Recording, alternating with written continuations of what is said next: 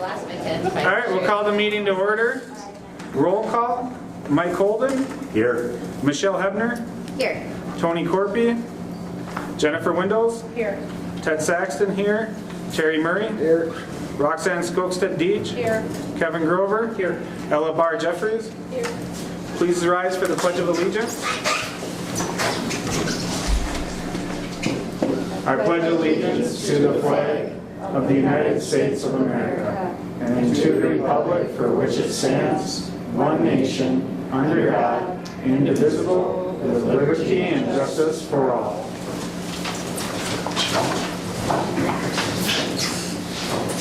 I'll entertain a motion to approve the agenda as presented. So moved. Second. Got a motion by Michelle and a second by Roxanne. Any further discussion? Just make sure that you're either looking at an electronic version. There were 2 more added, 2 higher, so it should go to 31. Just to make sure everyone's. That's all I got. All right. Call it to a vote. All those in favor signify by saying aye. Aye. Opposed? It carries unanimously. Moving on to open forum. Presentation of Elks November Students of the Month. Tessa Fredrickson and Braden Dremel.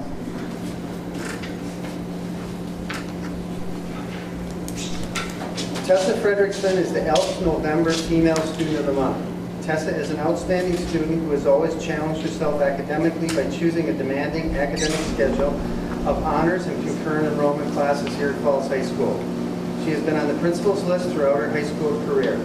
Tessa was also a Harvard Book Award recipient. Outside of the classroom, she is a member of the Minnesota Honor Society and a hockey cheerleader.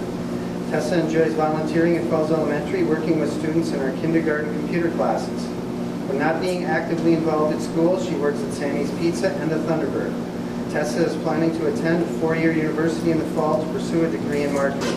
Tessa Fredrickson, the Elks November Female Student of the Month.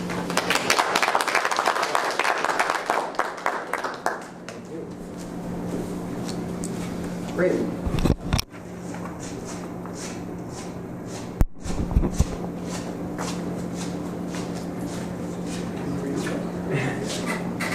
Braden Dremel is the Elks November Male Student of the Month. Braden is an exceptional student and athlete in our school. He is a member of the Minnesota Honor Society. Braden is currently taking concurrent enrollment classes at Falls High School, has been on the A Honor Roll and Principals list throughout his high school years, and currently carries a 3.962 GPA. Along with maintaining excellent grades in the classroom, he has been involved in the community helping with youth hockey, the Elks Thanksgiving dinner, and Minnesota Honor Society activities. Braden has also been a member of our cross-country, hockey, and baseball teams throughout his high school career and is captain for both hockey and baseball. He currently works at Super One Foods and as a certified USA hockey official. Braden is a hardworking and dedicated individual who strives to succeed in all that he does. Next year he plans to attend either the University of North Dakota or North Dakota State University to pursue an engineering degree in construction management. Braden Dremel, the Elks November Male Student of the Month.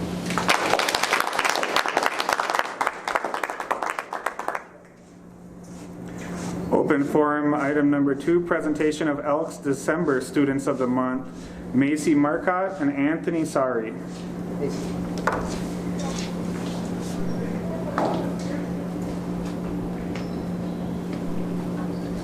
Macy Marcotte is the Elks December Female Student of the Month. Macy is an outstanding student who has always challenged herself academically.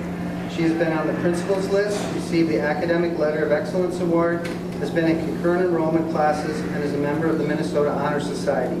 Outside of the classroom, Macy is a 3-sport athlete that has made a big impact on her teams throughout her high school career.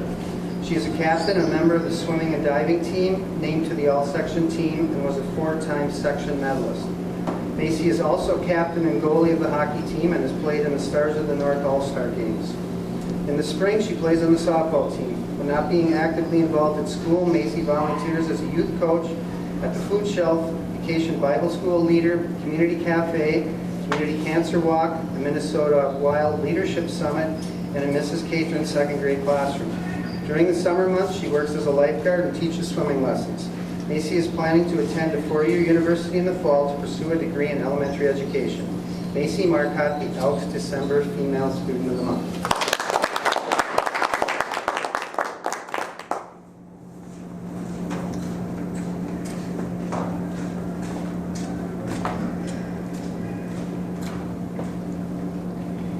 Anthony Sari is the Elks December Male Student of the Month.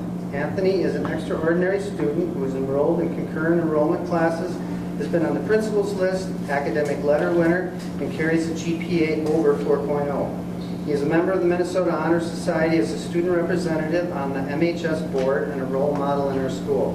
Along with maintaining excellent grades in the classroom, Anthony is very involved in extracurricular activities. He has been a three-sport athlete as a member of the football, hockey, and baseball teams. Throughout his high school career, Anthony has been in leadership positions as a captain in both football and baseball. In football, Anthony was named All-Conference Honorable Mention for the past 2 seasons. Outside of school, he has been involved doing various volunteer work throughout the community of International Falls. Next year, Anthony plans to attend the University of Minnesota Duluth to pursue a degree in pharmacy. Anthony Sari, the Elks December Male Student of the Month.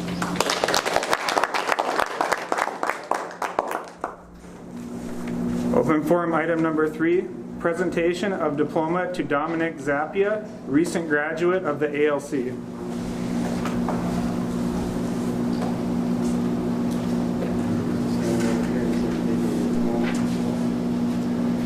One year ago, Dominic Zappia approached us with an interest in attending the ALC to finish his classes to receive his FHS diploma. Mrs. Raboyne and Ms. Sullivan were excited with his enthusiasm to return to school. With lots of hard work and determination, Dominic completed his graduation requirements on November 19, 2019. It was a real pleasure getting to know Dominic over the past year. He has been a great addition to the classroom and was a role model that our students looked up to with respect. He was open to share his own life experiences that helped guide the students to make good choices in their own lives. Dominic was an advocate to our students and encouraged them to finish their coursework to graduate also. Dominic is a wonderful young man that will do great things in the future for our community. We are all extremely proud of him.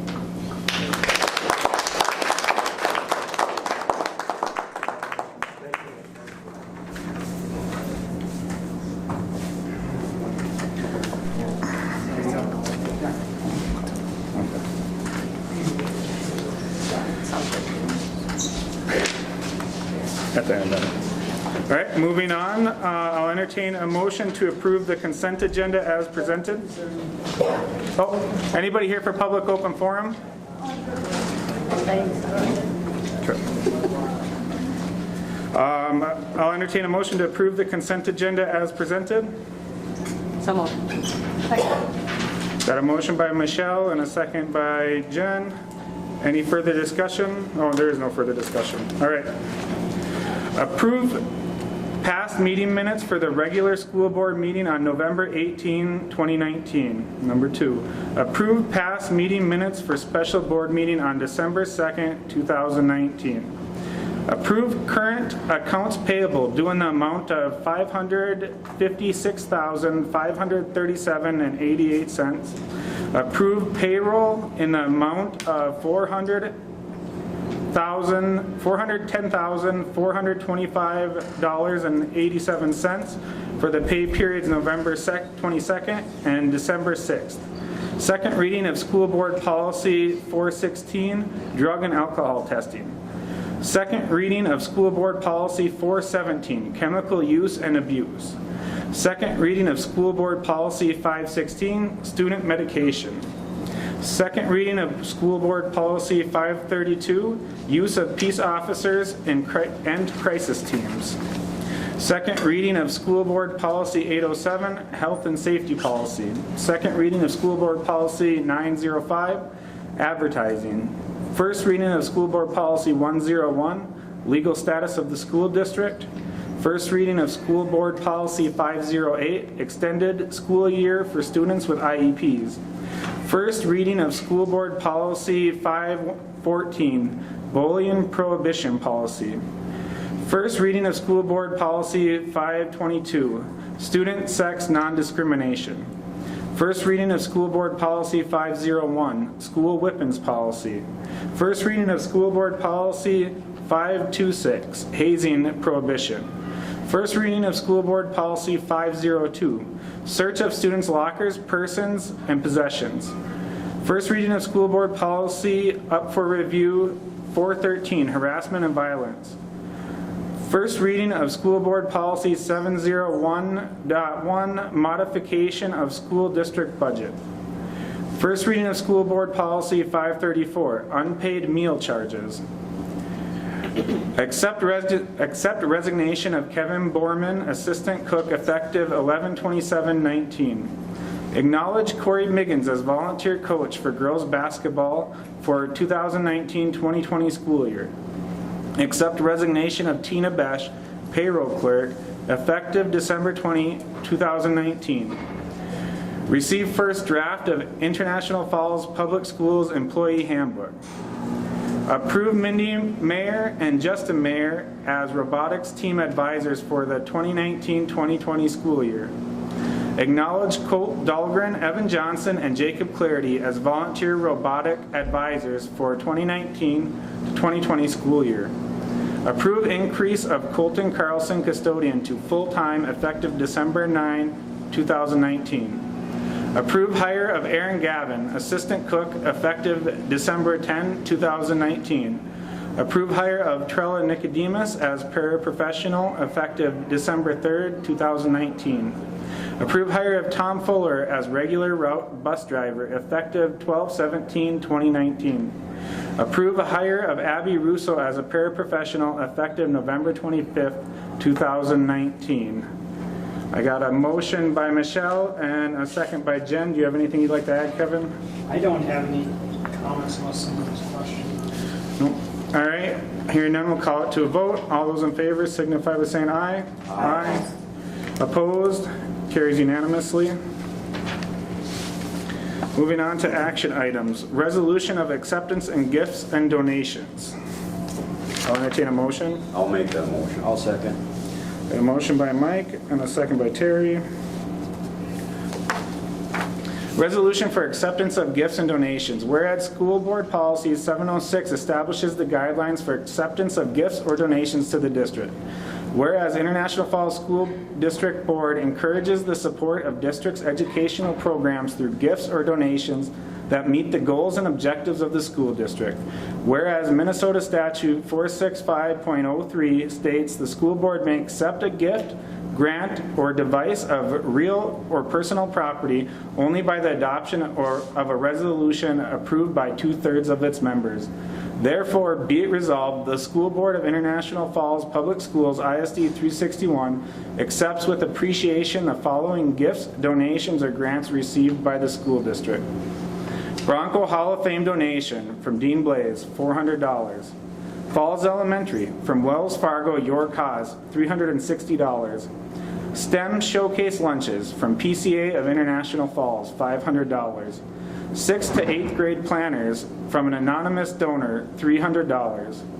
FHS PBIS from Coca-Cola gives $35.95. Huddle Software from Girls Hockey Boosters, $250. Volt Software from Boys Swim Boosters, $87.67. Larry Ross Shadow Box from Peter Pitchuk, $200. From Rodney Christensen, $200. To 2020 FHS Prom from Josie and Reed Toninato, $25. From Jennifer and Steve Wendels, $25. From PCA of International Falls, $1,000. Nurse supplies from Essentia Health, $150. I've got a motion by Mike and a second by Terry. Any further discussion? Hearing none, we'll call it to a vote. All those in favor signify by saying aye. Aye. Opposed? Carries unanimously. Action item number 2, set school board organizational meeting for Monday, January 6th, 2020 at 5 p.m. I'll entertain a motion. Second. Got a motion by Jen and a second by Roxanne. Any further discussion on The only that? thing I'm going to throw out is we picked, the first Monday is typically, well, it's one of the earliest we can. And if someone would rather have a different time, we've done mornings different times, we've done evenings. I'm just throwing it out there. If you're fine with it, let's go. It's not a long meeting. Is that time a problem for anybody? All right. Hearing no further discussion, let's call it to a vote. All those in favor signify by saying aye. Aye. Opposed? Carries unanimously. Approve World's Best Workforce Plan 2019-2020 and summary of 2018-2019. Entertain a motion. So moved. Got a motion by Michelle. I'll second. And a second by Mike. Any further discussion? The only thing I would point out with the document, we've talked about that in the past, is, idealistic, it is a good document.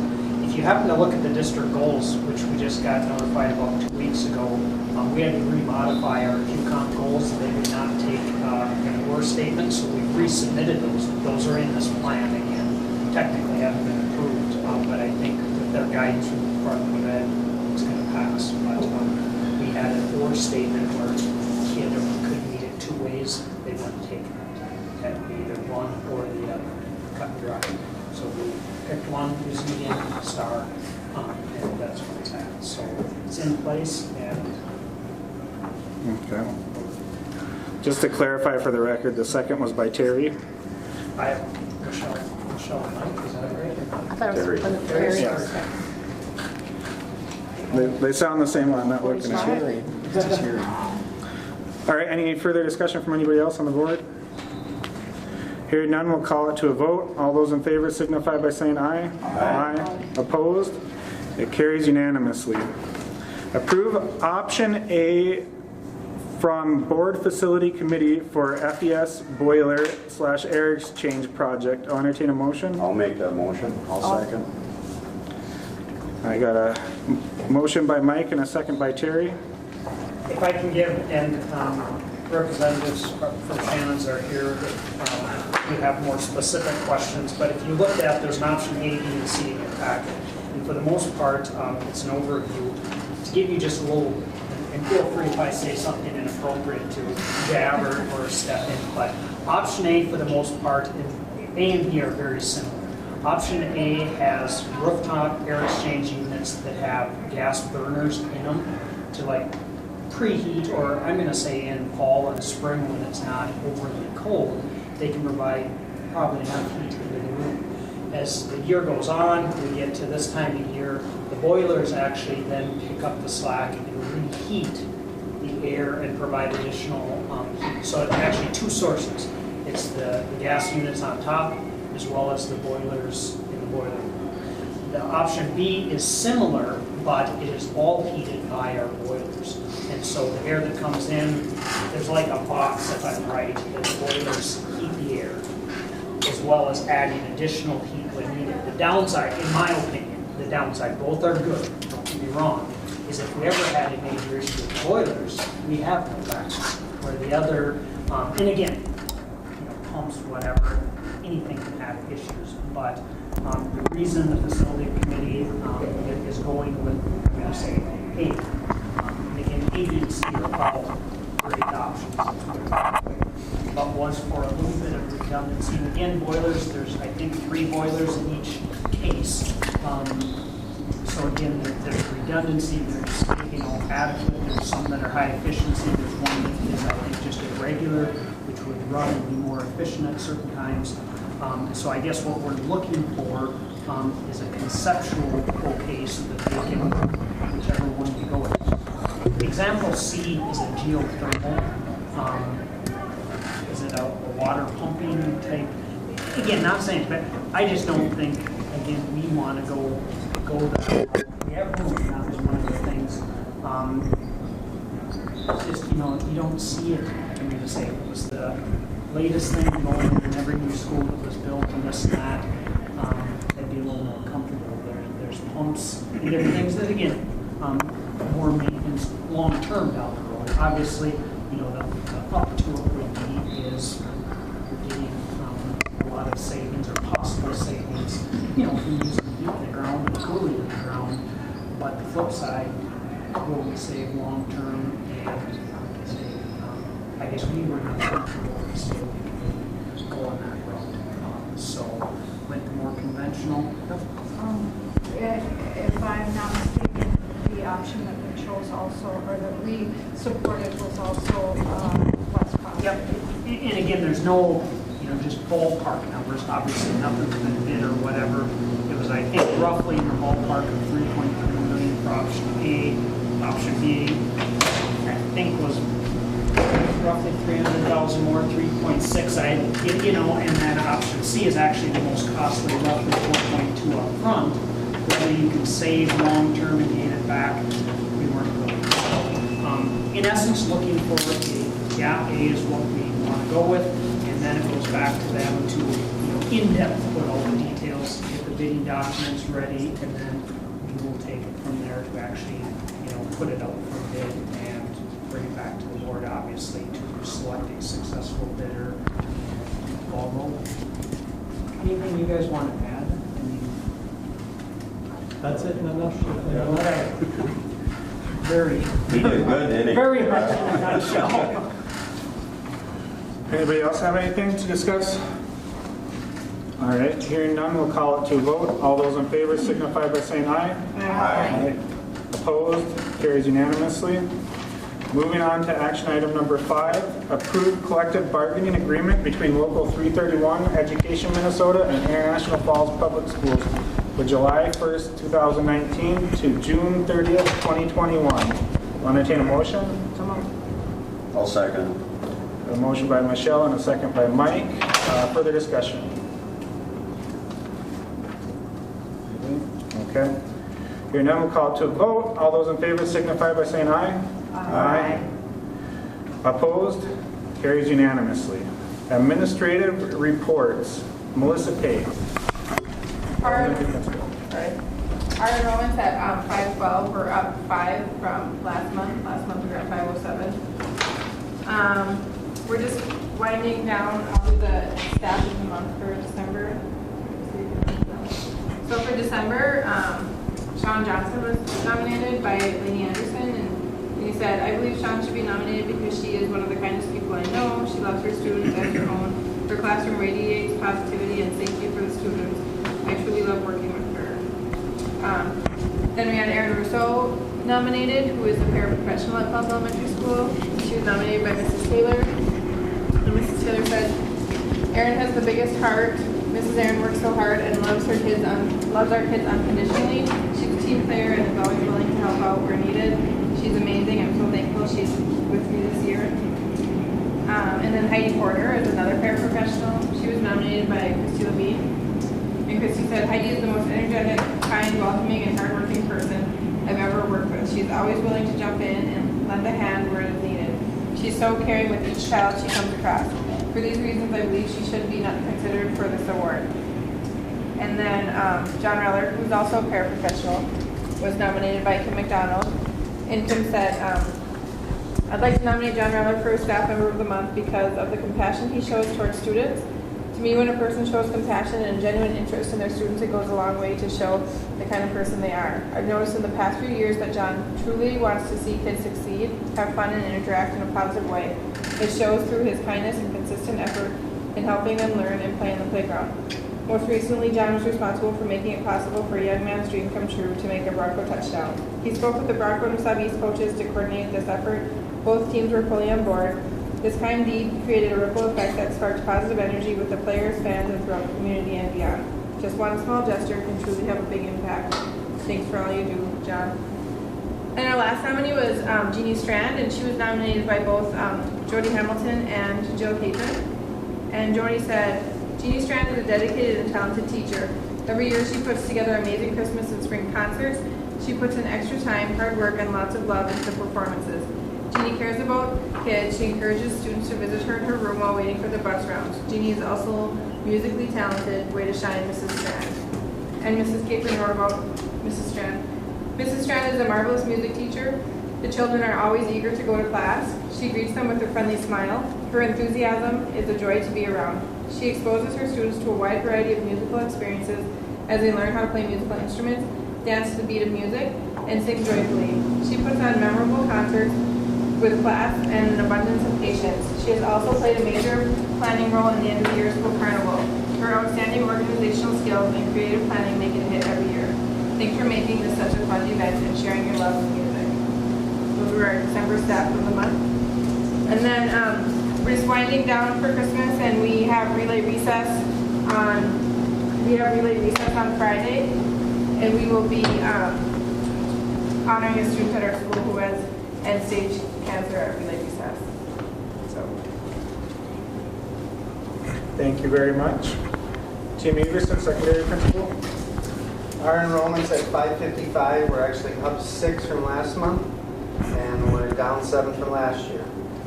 The end of quarter 2, semester 1 is Thursday, January 16th. Our professional development team is planned a 4-hour in-service training on cultural competency, which is a new requirement for relicensure, and that's going to be on Friday, January 17th for 4 hours, and then on Monday the 20th we have Learning Sciences International coming in and providing a full day in service.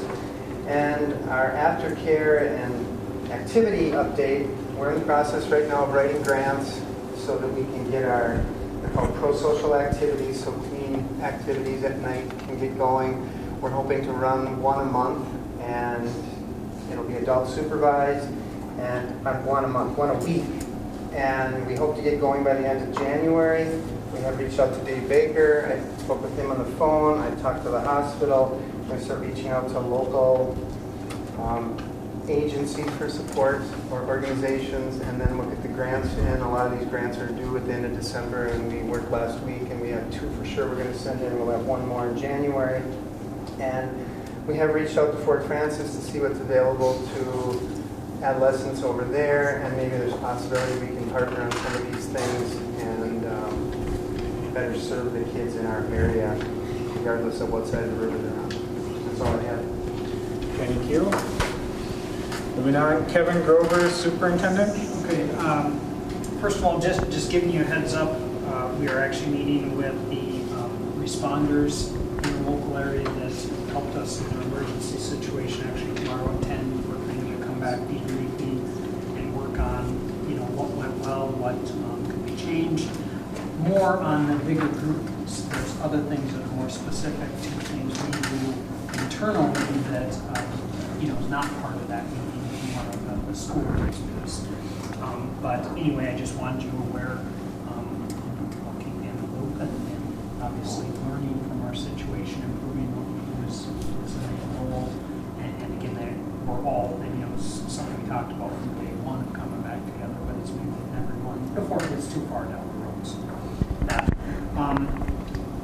Ted, Michelle, and Jen, I'm asking, that's their previous administrative. I just thought of this, that maybe it is irrelevant. I guess I'm asking for January 7th, 4 o'clock, 5 o'clock, and maybe I should just say whoever is going to be on the administrative team next go around, would that work to get, the principals are our last group to negotiate with. We also have the at-wills, usually that group will put something together. So I guess I'm just asking maybe the whole group that date, we need to set something up. I put it's Tuesday, January 7th. Do you want to just meet on Monday after our meeting? Because we're doing a meeting on 6th. Does that work? Would that work, Tim? This is the whole last month. I'd like to continue. Or maybe we will put you on the committee. And then I got there. Write that down. Tim.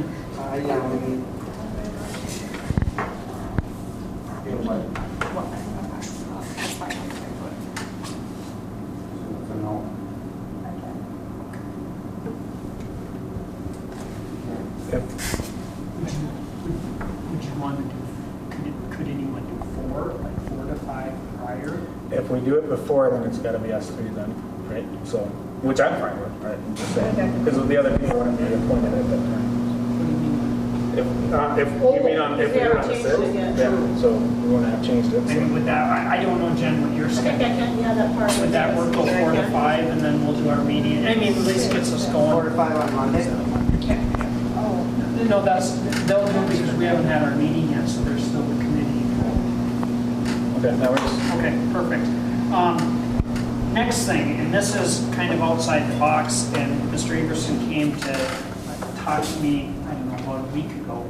We have a group, and I'm going to use just roughly 10 parents that are calling in pretty much on a daily basis, excusing their 10th grade students for lunch, okay? 11th and 12th grade have open lunch, okay? And of course, from a parental standpoint, I don't think we have a right to deny it, So they're writing passes each day, this and that. And I guess I'm coming to have a conversation. Just let it continue. Do we want to look at possibly a longer term? What I'm getting at is, we as a board can obviously do whatever we want. If we wanted open lunch for 10th graders, we could go down that road. I'm not saying I advocate that. If we wanted to do, yearly, like we do for open study hall, where a parent or group signs, a contract and it's kind of a long-term deal. I don't know where to go. Like you say, I don't think I have a right, they can say whatever they want.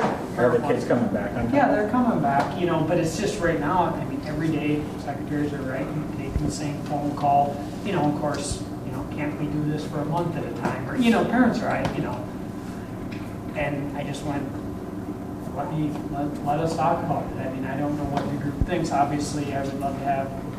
I don't think we could legally do anything though. Right? Well, I don't think we can stop it, but is there a way to either, if they're gonna do it, can we go a longer term, or of course, once some start, others are gonna, catch on, and I don't know how to, like I say, I don't think we can stop the ones that are doing it. We either gotta call every day just like anything else and keep the process going. We're just making it work for So if ourselves. it was a second grader, right, and somebody did the exact same thing, and We would the make parent left or the kid was leaving on their own without parents picking them up, you know what I'm saying? Like, are the parents physically picking them up? But we don't require, they're writing it past, there's, 10th graders, I'm guessing they're going with other people for lunch, whatever. We don't make a parent come in. At elementary, it is a little different, depending on the age. We might make the parents come in and actually pick the kid up. Like you say, maybe people are more, let's open it up. I don't know, and Is the only downside the paperwork for the staff? what's the time to, taking a phone call every day, writing a pass every day, and then they check in and out, which we can still require to do, but that's just coming in and signing in and signing out in the office. It's just can we either and we don't have to make a decision instantly unless you have, ideas. We can keep going as we are for a month if you want time to think about it or something else. But it's like I say, just kind What do you think, Tim? It was requested by a parent. of for a long It wasn't term. brought up by us. Yeah, For parent- long term? Yes, parent just asked, do I have to do this every day? One parent asked? That I know of that mentioned doing it more than once. We have parents, about a dozen, call in every day. Or Do send you notes. think it'd be a good idea, Tim, to have a one-year contract Well, or a certain amount of time. or whatever, 6 months or Semester or not? whatever? But wouldn't that open the door for encouraging a lot more people to be doing it? And ninth graders? Well, Good. I agree. Good. I don't know what the answer is. I don't know what you can do. I guess I'm not of the opinion that we should encourage that. The 11th and 12th grade's open already, right? Yes. I don't know that we want to bump down to 10th grade being I open. agree. So just, at this point, just tell the parents you're going to have to continue to calling in, and I think so. Do we accept notes too, I'm assuming? I think so, yeah. What are they doing, the 10th graders? They're going to meet and they're going back on time. At least they're To be getting back honest on with time. you, obviously I'd love meeting in here, is obviously one thing. Yeah. More that have open, more opportunity. I don't know if any of these 10, 12, or even here are bringing their own lunch before. I have no data, obviously, the more we open up, it does affect our own, but on the flip side, it is, I'll be honest, it is a theme, and maybe we shouldn't worry about it, but, have a call every day, take, 10, 12 calls, right, 10, 12 passes. I'd rather have them sign on, like we do for open study hall. Again, it is promoting it to a certain extent. You can do this, but you can do it right now. Yeah, it's already being promoted right now. Right, but I think other people would say, oh, this is going to be easier now, let's just do this. If you want the kids to go. I don't agree with 10th grade doing that. I don't see the difference myself between doing it every day and doing it every quarter. Just make it more. It's every single day they call in? Pretty much. For how long? Since the beginning of the year? Or just recently? I would say that it kind of caught on more about in October, and now it's just You know, because we talked about it. I talked to Kev earlier in the year, and we said, well, we let them go for a doctor appointment, a dentist appointment, a haircut. I mean, they go for different reasons, and we don't have the parent. We used to say the parent had to come in and pick them up in the office. And then we talked about it. Well, we don't make them do that for any other appointment. So why would you do that for lunch? So then when we went with the pass, you know, then, oh, Kev, you're going, well, I'm going to have my mom call too. And then it kind of... I think especially since there's only one parent that's asking for it, I would be against it. I think if there were a whole bunch of parents that came and asked you to do that, that would be different, but I just don't see it. Well, I think of it for our staff having to take those calls. I'm not, because a parent asked, I'm looking at it for our staff saying, I don't see the difference. I think, I don't really, it's up to, I think it's whatever you guys think is best, to be honest with you. But if you make it a month or a quarter at a time, you're going to have a lot more people doing it because it's going to be less work for the parents. And So then you may end up having more kids coming back late or whatever. I think it's opening the door. You know, one thing we did though with juniors and seniors, we said if it doesn't work, Yeah, I take it remember. away. You're right. You know, so I mean, And it worked out. And we told them with the passes too, if you're going to come back late, then. You we're take it just away gonna- from that one student or from the whole grade if they're. 11th and 12th grade, we said, you guys police yourself, because if Yeah. this becomes a problem, you're going to lose it. The whole But- 11th grade. Yeah. No, but we would take away, I mean, if Johnny was coming back late every day, Johnny could lose it to start with. Yeah, if I mean, it's one if it's all of a person. sudden 20 of them, Yeah. you know, and we're devoting a ton of Yeah. time, it would come back to the board and go, this isn't working. It really has worked well with the 11th and 12th grade. And our open hours that they have, open study halls, or the periods with concurrent classes, they have managed their time, and those are 11th and 12th graders. I'd like to see you try it, see if it works with 10th graders. If it doesn't work, then we can revisit it, you know. That's my own opinion here. Once you revisit it though, I think you'll get a lot more complaints from parents if you give it and take it away. Well, it's not working. I mean, I just look at it, even with these 10, 12, it's going to increase. I mean, as, Just a matter of time. you know, I mean, at least that's my gut is if, you know, I'm doing it every day and they might, it's your parent. Maybe I'm wrong. I mean, I think there's some parents that are going to say, no, you're going to stay with me. Sure. What grades can leave for study hall? Open study hall, Yeah, is that certain grades? 11 and 12. Just 11 and 12. So is there anything in the handbook about pulling kids for lunch? I mean, I feel like I don't know what it says. it's kind of becoming parent mandated open lunch. That isn't really part, I mean, you know what I mean? Like, they're not taking their kids. Right. It seems like, they are I don't remember assuming all the words in the handbook, but it kind of sounds like, is taking a child out for lunch every day excused? I mean, there are some that are kind of considered unexcused, right? But when they go for lunch, There's no attendance. it's their time, you know, they're not truant, they're not unexcused, it's their lunch. So we don't have attendance for kids when they're in here for lunch, so. I guess at what grade would they need parental supervision for you to say, like if a 8th grader wanted to go with their 10th grade sibling for lunch? I mean, again, at what point do we call it? When we let an 8th grade parent or student go with their 11th grade sister to a doctor, we would.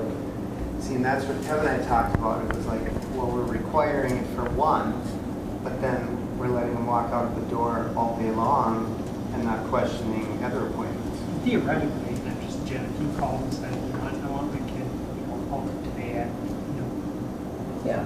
for what? For your business. Okay, we would give it, because it's not a class. You know, if you were missing art class, and you said no business, we would put on excuse. Sure. You know, and whatever that is, Okay. it is. You know, and that's where we're struggling. Again, I'm all in favor of the kids staying.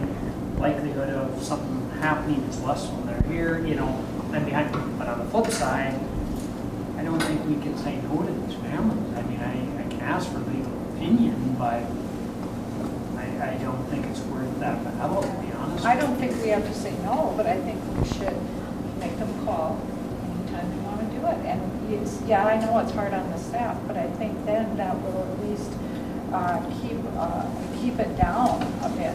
Otherwise, you might as well just open it up and say every 10th grade, or just go up for lunch, Well- and then every 9th grader.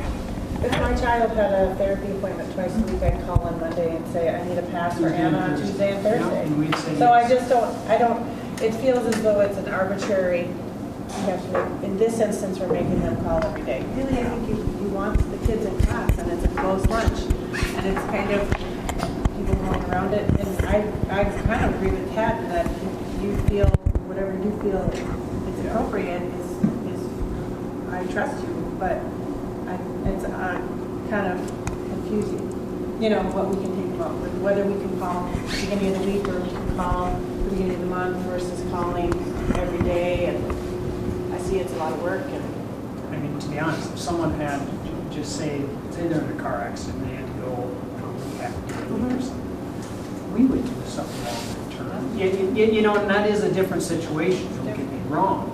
But on the flip side, you know, I think as parents are right, to be honest with you. You know, if they want their kid out, we can either make it, you know. Yeah, but I don't challenging. necessarily that it's the parents wanting the kids out, it's the kids trying to push a change for more freedom.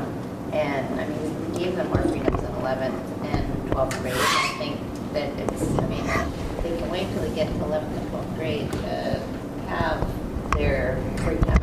I don't know. I mean, I don't want to have you guys have to do a whole lot of other work, but I also don't want to encourage the culture of, yeah, you know, you guys just go, you do whatever you want, and come back when you're ready. And the kids are saying then to their parents, well, it's now available. That makes more parents say, oh, I guess it's available. We can just like do it. I think we should try it for a year. So you got very mixed reviews. I don't agree. We got I mixed definitely don't opinions agree here. with Yes, that. we do. Well, we're wrong either way, so. Pretty much. I think no matter what, the parents have total control over the situation, and you have to do what they You know, if they're not say. getting back on time, it's a totally Yeah. different situation. Yeah. And it doesn't affect our daily kid count or student count or anything like that, so. No, but I think it affects some of Affects your student affect interaction. I mean, Oh, during lunch. I think it's better for them Is to there stay. time when I don't they're know if there's here anything and they to can do. talk to each other, like, not during class? What do you think? Put you on the spot. Well, in my opinion, I think it's like a privilege when you're in 11th and 12th grade to be able to go out for lunch. Because you've kind of like earned it when you get to that point. When you're in the younger grades, unless it's like you have family in town and it's someone's birthday and you go out for lunch. Otherwise, Yeah. I think being able to go out at lunch is a privilege. Thank in my you. opinion. Good answer. Well, and I guess then you have, Doesn't then you mean kids are legally you playing can't this do it. game, like we let ninth graders go. Well, I don't say it's not legal. I just say Parents, I don't think we need to make it At easy what for age are them. they okay to just leave, especially if they're really not leaving as a parent? I just You know, don't I think mean, it's carte blanche are we for responsible for them if leave they wherever they leave want to. and they're not supervised by a parent? Would you That's why been you good have, when I you know know, when I have to pay paper lunch every day? based I on barely graduated, long so it's term, not like a a good study idea. hall, the parents taking that responsibility. And I would hope more and more parents would not, as a ninth grader, eighth grader, Right. you know. But on the flip side, I think we stick with our standard procedure and see how it rolls. I don't know. And you guys are gonna do what you want, but I just don't feel like it's a situation we wanna get into, giving them more freedoms, because that's just gonna open up a can of worms, I It just think. seems like it would So become 11th and unfair. grade, 11th and eventually, 12th too. grade. And I understand doctor's appointments and other special things, but every single day to tell them it's just okay. We changed that a few years back. Well, you know how everybody feels now, so. I thought it was a Happy great birthday, idea Kevin. too. Glad you brought that up, I huh? thought it was a good idea to let the 11th and 12th graders. Yeah. okay, As long as they were staying out of trouble and they proved themselves. we'll come up with whatever we come up with. All right, good luck. Let us know. Well, Just do what's right, clap Kevin. back again. yeah. Do what's Next thing, legal. Another very nice one, maybe as or maybe not as controversial.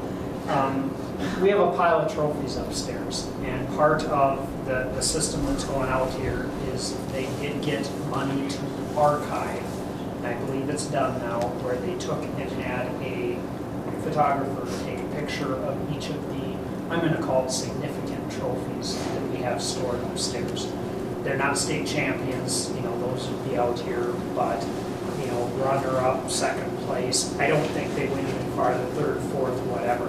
They took up more of the stuff that wasn't a higher accomplishment, but we don't have room to store, display them. The question is, what do we do with them? And I guess the recommendation that was brought to me was to take, like say, stuff we don't want. We're going to keep the state and some of the, the upper ones, probably forever. Even if,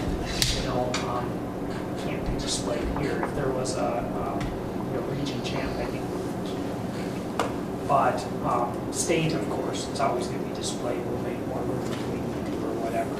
But the thought was, eventually if something happens, they could get destroyed upstairs too. Why not do something with them? Either do an open like rummage sale at some event, $10 a piece, first come, first serve. We'd have to let it be known, and get rid of them. Get $5, whatever you can for them. There's fourth place this, third place that. I mean, I don't know what your thoughts are. It'd be nice to have those that were involved in that. It's a great idea, First Kevin. chance, yeah. But our thought is that's who would buy them. I'm not going to buy a fourth place speech trophy from 1974. We could say it was yours. Well, I suppose I could. Birth trophy, huh? But I mean, are you okay with, there's trophies Yes. already years ago that have gone. Yeah. I mean, as long as we do it on the up and up and on the open, I'll be honest, I'm thinking maybe something like the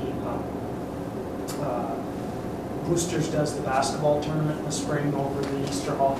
Maybe something like that where a lot of people come and we can put down on Facebook or something like that. Can we send it out to the alumni in the alumni Well, we'll newsletter? get it out however we can and, Or the Hall of bring down- Fame night, Sounds good. What's that? or the Hall of Fame night, I don't know if a lot of people come in that night. Yeah, I don't know, but if you're okay, we're gonna move forward. Yeah. Okay. Please do so. There's some band uniforms too that could maybe put in there, from what I heard. The last thing, and this one I almost dread even talking about tonight in the time of the season, but we need to have some conversation on what to do with unpaid meals and unpaid funds. And there's not a right or wrong answer, but our unpaid meal account is growing. And for the most part, at the elementary, we don't cut kids off. And really at the high school, for the most part, we don't unless we can, get ahead of it and talk to them ahead of time because you can't shame the kid when they're, they've heard this stuff when they're in line once they take it.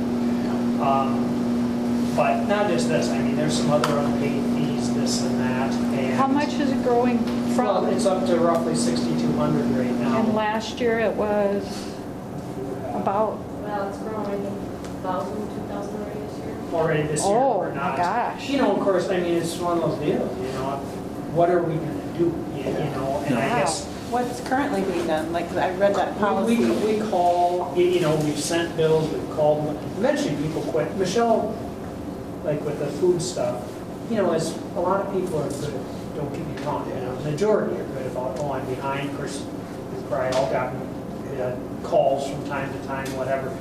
The mass is good, but, people quit answering the phone, after a few times too, and it's how much time, resource. If we don't do something and stay on top of it, we have some kids that have graduated. You can't hold their diploma legally. Would we be better, and I guess our recommendation is at some point giving it to a collection. I don't know how successful they are, but if you got half the money, and because I'm guessing that's probably what they do is take 50% or some, fee. So I have an idea on this, and maybe you already do this. While you're talking with this family up to a certain amount, are we giving them the form and everything like that? Correct, and we work with that. Of course, there's some that let the form lapse and. Yeah.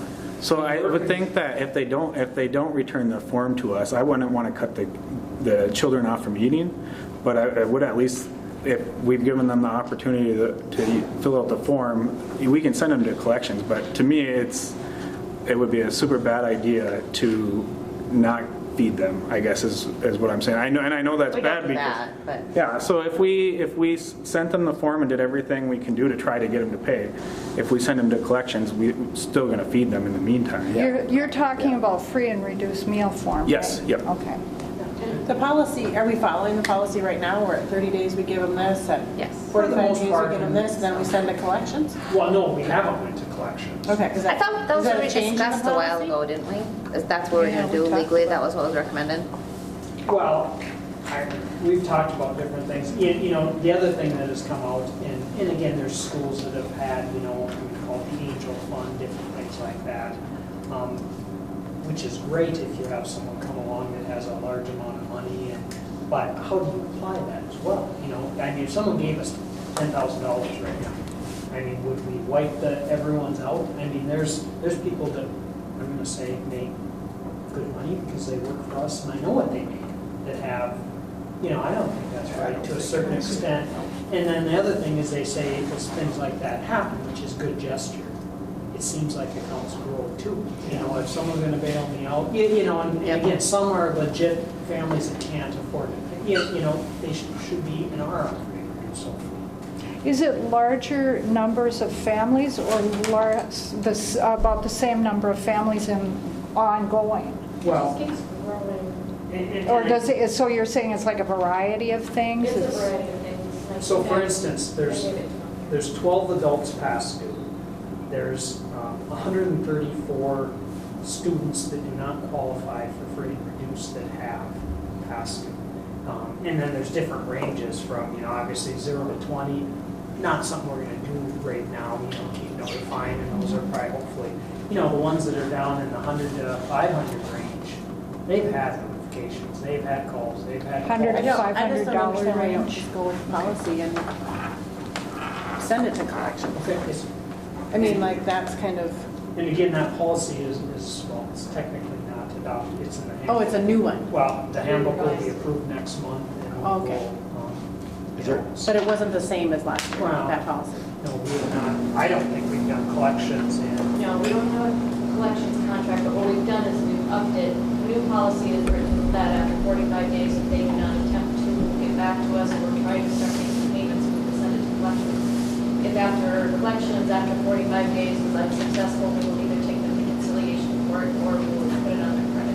Is there a dollar amount met? No. Just days, how long? You're ignoring our calls and not trying to keep up with your balance. There's something in there that says $25 and then $50. There's a $25 negative, we're gonna start calling you. And once you hit 50, you're gonna get a call from one of the principals, and at 50 and beyond. or designate.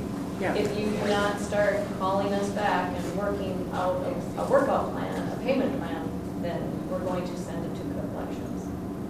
So we let everybody know that up front. So and we're gonna then- let people know Did that help for preschool, getting preschool funds?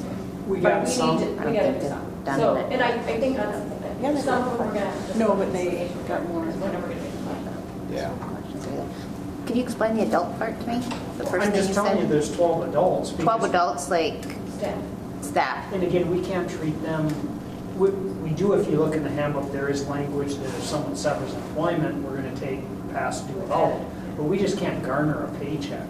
you No, know? but they- No, but adults, they like don't need to. adults, why do we have to, I mean, they're not children. I wouldn't see that that would be this, I mean, unless I'm crazy. These aren't but- special ed adults, right? They're just- No, No, this I don't is- mean that, like, there's No, older it's special ed. staff. Okay, so it's all staff? No, we probably should have it set to where they can't. Well, if it's an adult, I mean, why wouldn't we have it in there that if your balance is 0, it's like, no, not giving you lunch. Part of it is you get a sub in and they open up a meal account and they sub for us for 2 months and they don't pay on their account and then they quit. Nobody checks the account.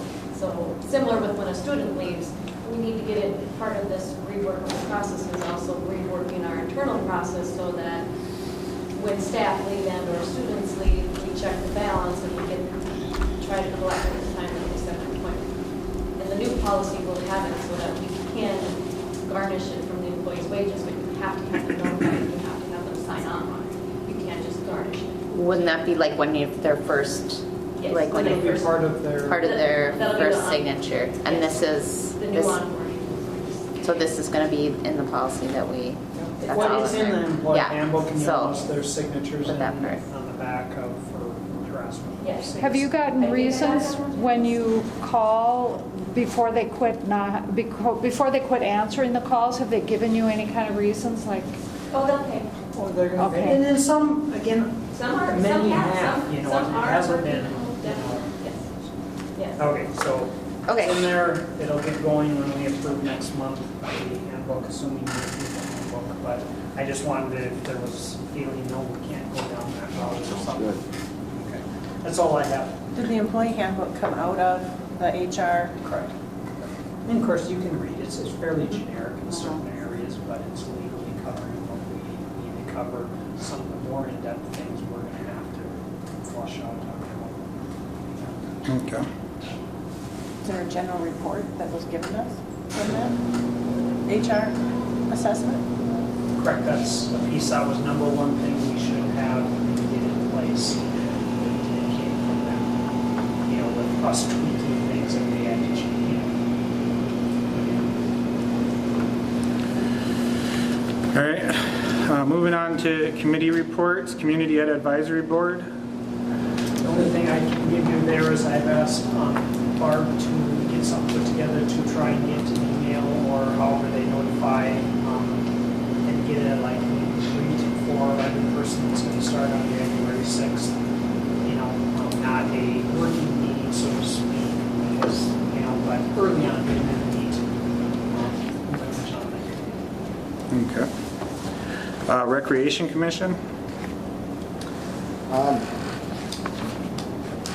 There's one thing that was discussed, you weren't there, Mike, last time. And you brought it up before about changing the membership, how it works. Are they going to do that? What was brought up was, and I'll just talk about the school district, what they're proposing is us to have 3 representatives, but 1 a school board member and 2 elected or appointed by the school board. Now, the school board can decide to have 3 board members on there, but their original thought is we would appoint 1 school board member and appoint 2 other people. It could be anybody that shows interest. Is the city looking at doing the same? Yeah, the same, exact same thing, yeah. And when do you think that you guys will finalize if that's going to happen? Could be Wednesday, Okay. but I'd like to get an input from you guys, how you feel. It's more representation for the school. I mean, so to me, it's better. Yes but- and no. I mean, if you go down to 1 board member, Well, that would be our choice. It'd be though. We less can as far decide. as school board. 2 or 3. Well, that'd be up to the board chair, though. We can decide that. And voted on by, Yeah. you know, the rest of the board.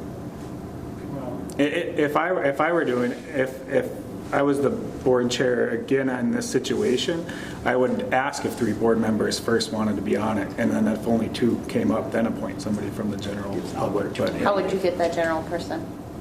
I don't know. That'd be up to us how we want. Put something out in the newspaper saying that we need somebody to represent the school. It'd be nice if it could be a coach or a Yeah. teacher or a staff member. Well, it sounds like there's got to be more discussion with the rec commission yet. Well, Because everybody was going out and kind of talking to their, they're different units. yeah, and then coming back. We'd have to ratify that as a school Yeah, board yeah, we'll anyways. have to- Yeah.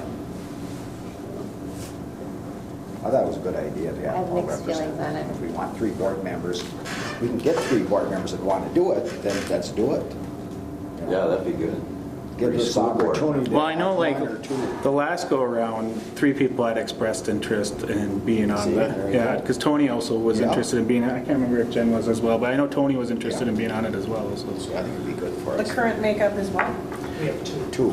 2 board members and then The how city many? has 3 from the city, And then 3 or 4. Any at 4 I think at large. 4 at large, yeah. Yeah. 4 community members or at-large people? Okay. And 2, no, maybe 1 of which is a school employee already. Right? Yeah. I feel like just that anybody is already represented by the at-large people. I mean, if you want school representation, I feel like the board is the first stop. maybe the only one. I don't know. Yeah, I agree. Well, Oh, so, which, I mean, I guess it'd be something would But they could would get make large sense. members. Yeah. Of course, my they 2 get a large cents would member. go to city council, to school board, and. Increase the You know, load. it's even number, obviously, but the other one's even number too. If you go 3, 4. Yeah. Yeah, it doesn't matter. It'll give us an opportunity to do it all large, at large instead. What I brought up, I guess, maybe a year or so ago, is I just think we should have the same representation as, the same amount of representation As a city. as a city, yeah. Yeah. Yes, I agree with believe that. that too. Okay. And it's important for us to have representation. Yep, no, I got it written down this time. I'm not making that mistake twice. Moving on to our student representative, I'll let Bar Jeffries. Okay, I'll jump back to October really quick. So our Halloween events, we helped with the ECFE Halloween party. We did Age to Age at the Villa, Treat Street at Bacchus, and we collected over 300 pounds from trick-or-treating for the food shelf, which is about the goal that we've hit in the past. Our October blood drive exceeded our donation goal by 10 people, and with the blood that was donated, we were able to save around 80 lives. And we also, right now, we only have a half a day for the blood drive, and we have a petition going to change it to a full day. Because we have so many people that want to do the blood drive, but not enough time. We just did a winter clothing drive, which was a huge success. We had a truckload of winter clothing, blankets, hats, mittens, jackets, and we donated that to the clothing closet. We did a food drive, a family game night. We're currently doing basketball concessions, and we just did our Northeastern Division meeting on December 3rd. We sent a full van down. That was a lot of fun for us, and we got a lot of new experiences, a lot of new ideas for a school. We were planning our spring sports week for January 29th through the 31st. And other than that, our webpage is updated, so we have all of our current events. The petition is on there, and for current members too, it's updated so everybody knows what's going on. And that's about what I have. Who's maintaining your webpage for you? I am. Oh, there you go. Yes. Good job. And we also got to welcome Mr. Vang as our new advisor this year. So that was exciting. Thank you. I see a lot of the new, a lot more stuff on Facebook of the school doing a lot of good stuff and everything like that, but I haven't seen a lot of that on Facebook. So I guess I would just encourage you guys to post or publicize it more. Yeah. Unless you are. We put a few posters, the ones for like the family game night, the blood drive, food shelf, things like that. We put those on the school Facebook site, and I know a few of our members shared around too.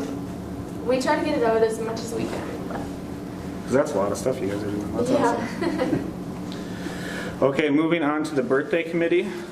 The birthday committee would like to sing happy birthday to Kevin Grover at this time.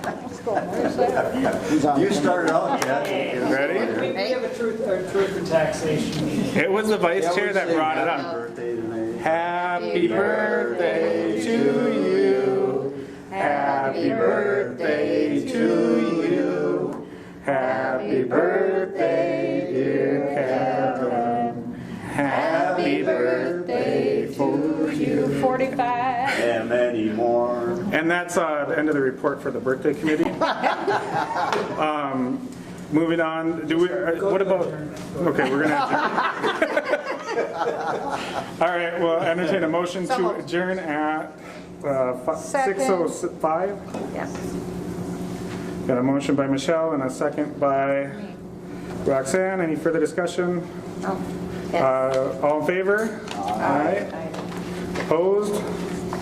Carries unanimously.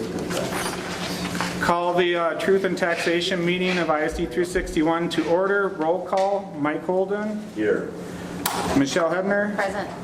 Tony Corpy. Jennifer Windows. Here. Terry Murray. Here. Ted Saxton here. Roxanne Skokestad Beach. Here. Kevin Grover. Here. Should we rise for the Pledge of Allegiance? Please stand for the Pledge of Allegiance. I pledge allegiance to the flag of the United States of America and to the republic for which it stands, one nation, under God, indivisible, with liberty and justice for all. I'll entertain a motion to approve the agenda as I'll presented. second. Got a motion by Michelle and a second by Terry. Any further discussion? Call to vote. All those in favor signify by saying aye. Aye. Opposed? Carries unanimously. Agenda item number 1, Truth and Taxation meeting. And Why don't we go through this first and then you can make a motion in a second to approve.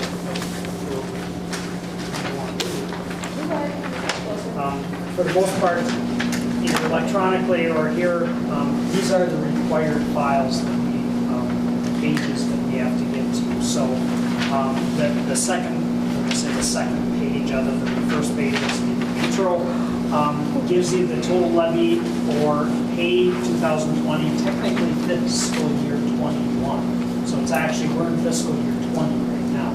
So it is 2.563 million, okay?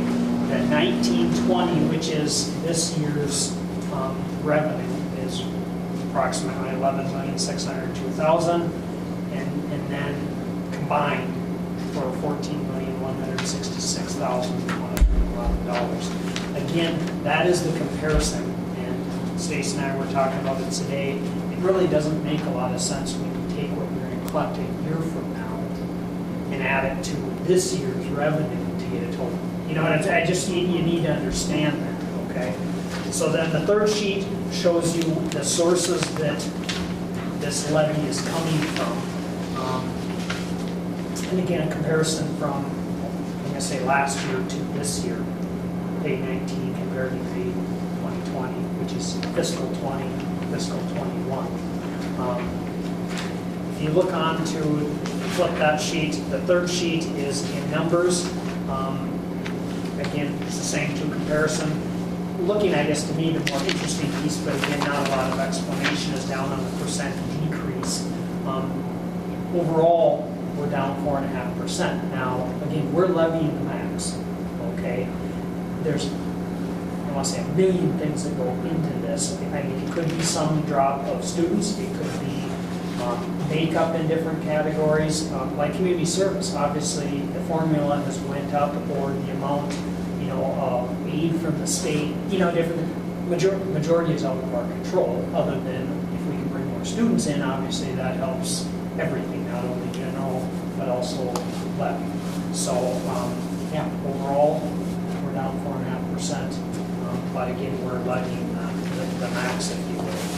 So, and then on to the last couple of pages, it breaks it up again. We have to show you, again, based on our expenses now, in this case, what we're approximating the different pieces to cost for 1920, and this is all funds, everything.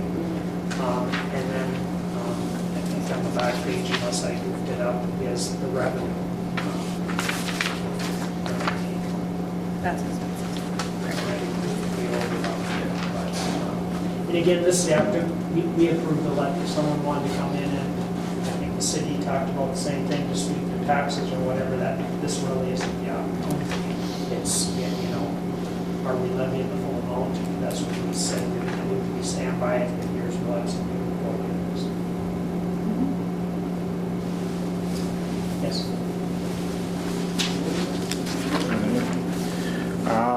I'll entertain a motion to certify the 19 pay 20 levy at $2,563,739.47. So moved. Second. A motion by Roxanne and a second by Jen. Any further discussion? Hearing none, we'll call it to a vote. All those in favor signify by saying aye. Aye. Aye. Opposed? Carries unanimously.